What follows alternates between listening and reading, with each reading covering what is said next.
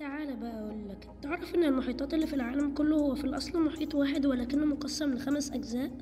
طب تعرف بقى إن أنت لو وصلت لأعمق نقطة في خندق ماريانا فحرفيا الضغط اللي هيبقى عليك هو نفس ضغط واحد شايل 50 طيارة جنب فوقه. طب تعرف إن 70% من غاز الأكسجين اللي أنت بتتنفسه المحيط أصلا هو اللي بينتجه؟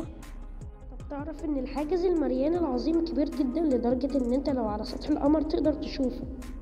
طب تعرف بقى إن منطقة البحر المتوسط في الأصل كانت جافة ولكن مياه المحيط الأطلسي غمرت فيه بمياه تعادل 1000 مرة من مياه نهر الأمازون، وده كان عن طريق مضيق جبل طارق، مما أدى إلى ظهور البحر المتوسط.